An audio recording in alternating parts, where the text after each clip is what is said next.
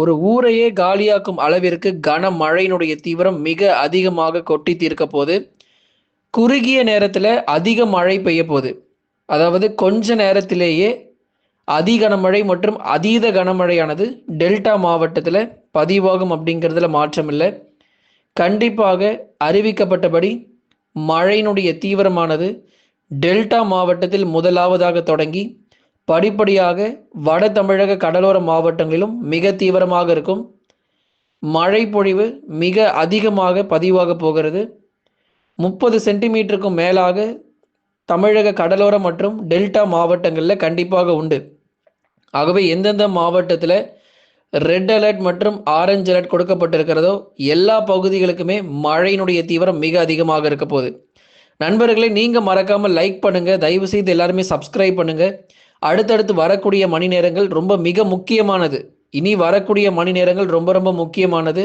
இன்று இரவு, நள்ளிரவு, அடுத்து வரக்கூடிய நாளை அதிகாலை நேரங்களிலும் மழையின் தீவிரம் மற்றும் மழையினுடைய ஆட்டம் மிக அதிகமாக இருக்கும் அப்படிங்கிறதுல மாற்றம் இல்லை. கண்டிப்பாக ஒரு அதீத கனமழையானது டெல்டா மாவட்டத்திலும் சென்னை முதல் கடலூர் வரை இருக்கக்கூடிய பகுதிகளுக்கு ஒரு கனமழையும் ரொம்ப தீவிரமாக நிச்சயமாக பதிவாகும். வங்கக்கடலில் நிலை கொண்டுள்ள காற்றழுத்த தாழ்வு மண்டலம் படிப்படியாக நாகைக்கு அருகில் நிலை கொள்ளும்.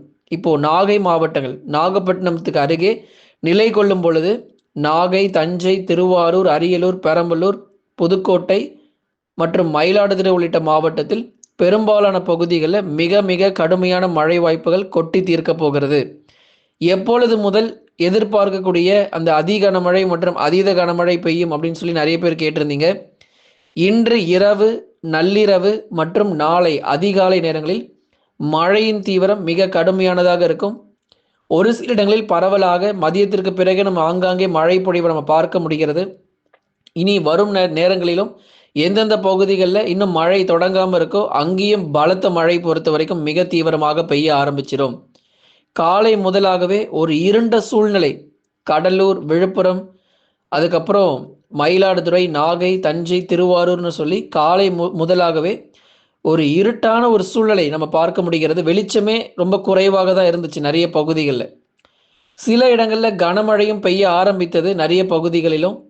தொடர்ந்து இந்த மழையினுடைய தீவிரம் படிப்படியாக முதல்ல ஒரு மிதமான மழை ஆரம்பிக்கும், அதுக்கப்புறம் கனமழை, அதன் பிறகு மிக கனமழை, அப்புறம் படிப்படியாக கனமழை முதல் அதீத கனமழையானது நிச்சயமாக அடுத்து வரக்கூடிய 24 மணி நேரத்துக்குள்ள பதிவாகிறோம்.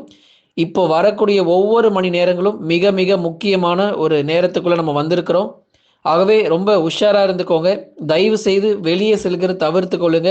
அதிலும் குறிப்பாக இரவு, நள்ளிரவு மற்றும் நாளை அதிகாலை நேரங்களில் மிக கடுமையான மழை பொழிவு அப்படிங்கிறது ரொம்ப தீவிரமாக பதிவாகும்.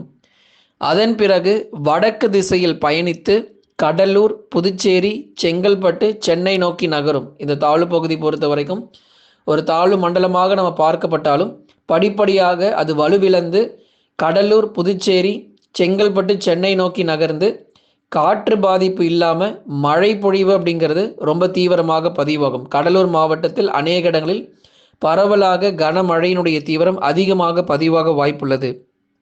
கடலூர், விழுப்புரம், புதுச்சேரி மற்றும் காரைக்காலிலும் கனமழை எச்சரிக்கை. சென்னையிலும் கனமழைக்கான வாய்ப்பு கண்டிப்பாக உண்டு. ஒரு தொடர் மழை பொழிவாக நாகப்பட்டினத்தில் ஆரம்பித்து அப்படியே சென்னை வரைக்கும் படிப்படியாக மழை முன்னேறி வட தமிழக கடலோர மாவட்டங்கள் முழுவதுமாகவே இது பயணித்து நிறைய பகுதிகளில் மிக கனமழையும் அதிதீவிர கனமழையுமாக கொடுக்கக்கூடும். ஆகவே எந்தெந்த மாவட்டங்கள் உஷாராக இருக்கணும் அப்படிங்கிற தகவல் இப்போ கொடுத்துருக்கிறோம். தயவு செய்து எச்சரிக்கையாக இருந்து கொள்ளுங்க. காற்றுடைய வேகம் தரைக்காற்று பொறுத்த வரைக்கும் கடலோர மற்றும் கடல் ஒட்டிய பகுதிகளில் 40 முதல் 50 கிலோமீட்டர் வேகம் வரை, நாகப்பட்டினம் மாவட்டத்தில் 70 கிலோமீட்டர் வேகம் வரைக்கும் பலத்த தரைக்காற்று பொறுத்தவரை வீச வாய்ப்புகள் இருக்கிறது. சூறாவளி காற்று, புயல் காற்றுக்கான வாய்ப்பு கிடையாது. ஆனால் தரைக்காற்று பலமாக இருக்கும். தாழ்வு மண்டலம் நாகப்பட்டினத்தை நெருங்கும் பொழுது காற்றுடைய வேகம் கணிசமாக அதிகரிக்கும்.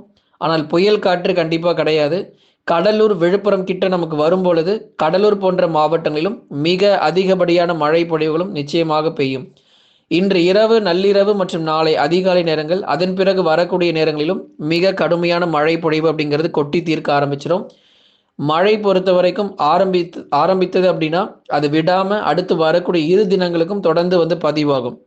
ஆகவே இது வடக்கு மற்றும் வடமேற்கு திசை நோக்கி நகர்ந்து கொஞ்சம் கொஞ்சமாக தமிழக கடலோர மாவட்டங்களை ஒட்டி நகர்ந்து வந்து கடலோர பகுதிகள் முழுவதுமாகவே அதிக மழை பொழிவை கொடுத்து மிக தீவிரமான மழை ஏற்படுத்தும். அப்பொழுது வட தமிழக கடலோர மாவட்டங்களிலும் மிக கடுமையான மழை பொழிவு நாளை அதிகமாக பதிவாகும். இன்றை விட நமக்கு நாளைய தினங்களில் சென்னை, திருவள்ளூர், காஞ்சிபுரம், செங்கல்பட்டு, விழுப்புரம் வரைக்கும் இருக்கக்கூடிய பகுதிகளுக்கு நாளைய தினங்களில் மிக மிக கடுமையான மழை பொழிவு அப்படிங்கிறது பெய்ய ஆரம்பிக்கும். ஆகவே நமக்கு இன்றைக்கு டெல்டா மாவட்டங்களிலும் நாளைய தினங்களில் சென்னை போன்ற பகுதிகளுக்கும் அதிக மழை பொழிவு இருக்குது. நிறைய பேர் சென்னை பகுதிகளில் கண்டிப்பாக மழை வருமானு கேட்குறீங்க. சென்னைக்கும் மழை வருவதற்கான வாய்ப்புகள் இருக்கிறது. படிப்படியாக நாளை நமக்கு வந்து வட தமிழக கடலோர மாவட்டத்தில் மிக தீவிரமான மழையும், இன்றைக்கு நமக்கு வந்து டெல்டா மாவட்டங்களில் மிக தீவிரமான மழையுமாக இருக்கும். அப்படியே நமக்கு வந்து வட தமிழ்நாட்டை நோக்கி நகர இந்த உள் மாவட்ட பகுதிகளுக்கும் மிக சிறப்பான மழை பொழிவு உண்டு. வேலூர், திருப்பத்தூர், ராணிப்பேட்டை, திருவண்ணாமலை உள்ளிட்ட மாவட்டங்கள், சேலம், நாமக்கல், கரூர் உள்ளிட்ட போன்ற பகுதிகளிலும் பரவலாக கனமழையினுடைய தீவிரம் உள் மாவட்டங்களிலும் எதிர்பார்க்க முடியும். காற்றுடைய வேகம் அறிவித்தபடி குறைவு தாங்க, அதுல எந்த மாற்றமும் இல்லை. தென் மாவட்ட பகுதிகளுக்கு மழை தீவிரம் பத்தி கேட்டிருக்கீங்க. தென் மாவட்ட பகுதிகள் மதுரை, திண்டுக்கல், விருதுநகர், சிவகங்கை, ராமநாதபுரம், தூத்துக்குடி, திருநெல்வேலி, கன்னியாகுமரி உள்ளிட்ட மாவட்டங்களில் பெரும்பாலான பகுதிகளில் வானம் ஓரளவு மேகமூட்டமும் ஒரு சில இடங்களில் கனமழையும் தென் மாவட்டங்களில் பதிவாகும். ஏன்னா அந்த தாழ்வு பகுதி கிட்ட நெருங்கும் போதுதான் இந்த ராமநாதபுரம், தூத்துக்குடி, திருநெல்வேலி, சிவகங்கை போன்ற மாவட்டங்களில் பரவலாக கனமழை வரைக்கும் எதிர்பார்க்க முடியும். இந்த புதுக்கோட்டை மாவட்டம் மிக கனமழையும், திருச்சிராப்பள்ளி மாவட்டங்கள் கன முதல் மிக கனமழை கிடைக்கும். தஞ்சாவூர், திருவாரூர், நாகப்பட்டினம், அரியலூர், பெரம்பலூர், மயிலாடுதுறை உள்ளிட்ட மாவட்டங்களில் பெரும்பாலும் அதி கனமழையும், கடலோரம் மற்றும் கடல் ஒட்டி இருக்கக்கூடிய நாகப்பட்டினம், தரங்கம்பாடி, சீர்காழி மற்றும் வேதாரண்யம், கோடியக்கரை மற்றும் அதன் சுற்றுவட்டார பகுதிகளில் அதீத கனமழையும் பதிவாக போகுது. ஏன்னா தாழ்வு மண்டலம் பொறுத்த வரைக்கும் 8 இருக்கும் பொழுது அதிக அளவு நமக்கு மழை கிடைக்க போறதில்லை. அது கிட்ட நெருங்க நமக்கு மழையினுடைய தீவிரம் மிக அதிகமாக இருக்கும். படிப்படியாக தமிழக கடலோர மாவட்டங்களை ஒட்டி நகர்ந்து இதுல ஒன்று புயல் காற்று மட்டும் இருக்காது, மற்றபடி மழையெல்லாம் ரொம்ப தீவிரமாக இருக்க போது. டெல்டா மாவட்டங்கள் ரொம்பவே கவனமா இருந்துக்கோங்க. அதாவது நாகப்பட்டினம் முதல் சென்னை வரைக்கும் இருக்கக்கூடிய அனைத்து பகுதிகளுமே மிக அதிக மழை பொழிவுங்கிறது இருக்கும். எத்தனை சென்டிமீட்டர் மழை பெய்யும் அப்படிங்கிறதெல்லாம் நம்ம ஏற்கனவே நம்ம கடந்த வானிலை அறிக்கையில் நம்ம கொடுத்துருக்கிறோம். நிறைய மழை வராத மாவட்டங்கள் நவம்பர் 29க்குள்ள நமக்கு பெரும்பாலான மாவட்டத்தில் மழை பெய்து கொட்டி தீர்த்துரும். இன்னும் ஒரு 2 நாட்கள் மட்டுமே நல்ல ஒரு தீவிர மழைக்கான வாய்ப்பு இருக்கு. நவம்பர் 29 வர்றதுக்குள்ளேயே நாகப்பட்டினம், தஞ்சாவூர், திருவாரூர், அரியலூர், பெரம்பலூர், கடலூர், சென்னை, திருவள்ளூர், காஞ்சிபுரம், செங்கல்பட்டுன்னு கடலோர மாவட்டங்கள் முழுவதுமாகவே அதிகப்படியான இடங்கள்ல நமக்கு மழையானது கொட்டி தீர்க்க போது. தயவு செய்து எச்சரிக்கையாகவும் மிகுந்த உஷாராகவும் இருந்துக்கோங்க. எங்கெல்லாம் நமக்கு மழை வருங்கிறது நம்ம சொல்லியிருக்கிறோம். முதற்கட்டமாக டெல்டாவுக்கு தான் அதிக மழை பொழிவுகள், அதன் பிறகுதான் வட தமிழக கடலோர மாவட்டத்தில் மழை முன்னேற வாய்ப்புகள் இருக்கு. நிறைய பேர் கண்டிப்பாக மழை வருமானு கேட்குறீங்க. நாகப்பட்டினம் மாவட்டத்தில் உறுதியான மழை இருக்குமான்னு கேட்குறீங்க. நிச்சயமாக நமக்கு மழை இருக்கும். ஏற்கனவே நம்ம அறிவித்தபடி எந்த மாற்றமும் இல்லை. கண்டிப்பாக நமக்கு கனமழை பொறுத்த வரைக்கும் வெளுத்து வாங்கும். தாழ்வு மண்டலம் கிட்ட நெருங்க நமக்கு மழை பொழிவுகளும் கூடுதலாக இருக்குமே தவிர குறைய வாய்ப்புகள் கிடையாது. நிறைய பேர் 30 சென்டிமீட்டர் அல்லது 40 சென்டிமீட்டருக்கு மேலே மழை வருமானு கேட்குறீங்க. சராசரியாக இந்த 35 சென்டிமீட்டருங்கிறது பெரும்பாலான பகுதிகள் டெல்டாவில் வந்து பதிவாக வாய்ப்புகள். குறிப்பாக இரவு, நள்ளிரவு நேரங்களில் அதிக மழை கொட்டி தீர்க்கும். இரவு, நள்ளிரவு மற்றும் அதிகாலை நேரங்களில் மிக மிக அதிக மழையானது குறுகிய நேரத்தில் கொட்டி தீர்க்கும். அப்படிங்கிறதுனால தான் நம்ம வெள்ள அபாய எச்சரிக்கை கொடுத்துருக்குறோம்.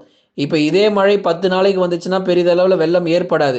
ஆனால் 10 நாள் பெய்ய வேண்டிய மழை ஒரே நேரத்தில் 1 மணி நேரத்தில் 2 மணி நேரத்தில் நமக்கு மழை பெய்கிறதுனால தான் இவ்வளவு எச்சரிக்கை நம்ம கொடுத்துக்கிட்டு இருக்கோம். 10 நாளாக நமக்கு பெய்ய வேண்டிய மழையை 1 மணி நேரம் 2 மணி நேரத்தில் பெய்யும் போது கண்டிப்பாக அந்த இடத்துல வெள்ளப்பெருக்கு கண்டிப்பாக நிச்சயமாக உண்டு. அதனால தான் இவ்வளவு தூரம் உங்களுக்கு எச்சரிக்கை கொடுத்து வருகிறோம். ஆகவே ஒரு குறுகிய நேரத்தில் அதிக மழை பொழிவு டெல்டா மாவட்டத்தில் பதிவாகிட்டு போய்கிட்டே இருக்கும். அதை தொடர்ந்து கடலூர் மாவட்டங்கள், விழுப்புரம் மாவட்டத்திலும் அதிக அளவு நமக்கு மழை வாய்ப்புகளும் தொடர்ந்து எதிர்பார்க்கலாம். நண்பர்களை நீங்கள் மறக்காம லைக் பண்ணுங்க, சப்ஸ்கிரைப் பண்ணி தொடர்ந்து சப்போர்ட் பண்ணுங்க. துல்லியமான வானிலை அறிக்கை பெற்றுக்கொள்ளுங்க. ஒவ்வொரு நாளுமே நீங்கள் சப்ஸ்கிரைப் செய்தால் மட்டுமே உங்களுக்கு அடுத்தடுத்து வரக்கூடிய நாட்களில் மழை வாய்ப்புகள் எந்த அளவிற்கு நமக்கு தமிழ்நாட்டில் தீவிரமடையும் அப்படிங்கிற தகவல் உங்களுக்கு தெரிய வரும். பள்ளி மற்றும் கல்லூரிகளுக்கு விடுமுறை எந்தெந்த மாவட்டத்தில் நம்ம வந்து மழை ரொம்ப தீவிரம் மற்றும் கடுமையாக இருக்கும்னு சொல்லியிருக்கிறோமோ அந்தந்த மாவட்டங்களில் பள்ளி மற்றும் கல்லூரிகள் கண்டிப்பாக விடுமுறை தொடர வாய்ப்புகள் இருக்கு. உஷாராக இருக்கக்கூடிய மாவட்டங்களில் நிச்சயமாக நமக்கு பள்ளி மற்றும் கல்லூரிகள் விடுமுறை தொடரும். அதனால் நிறைய பேர் கமெண்ட்ல கேட்டிருந்தீங்க, கன்ஃபார்ம் ஸ்கூல்லாம் லீவ் கொடுப்பாங்களா அப்படின்ட்டு. எங்கெங்கெல்லாம் நம்ம வார்னிங் கொடுத்துருக்கோமோ அந்த பகுதிகள் எல்லாம் நமக்கு வந்து பள்ளி மற்றும் கல்லூரிகள் விடுமுறை கொடுப்பதற்கான வாய்ப்பு உள்ளது. தொடர்ந்து எச்சரிக்கையாக இருந்து கொள்ளுங்க. வெளியே செல்கிறத பெரும்பாலும் தவிர்த்து கொள்ளுங்க. தொடர் மழை பொழிவுகள் அடுத்து வரும் நாட்களிலும் தமிழ்நாட்டில் உண்டு. டிசம்பர் மாதங்களிலும் அதிக அளவு மழையானது எதிர்பாருங்க நண்பர்களே.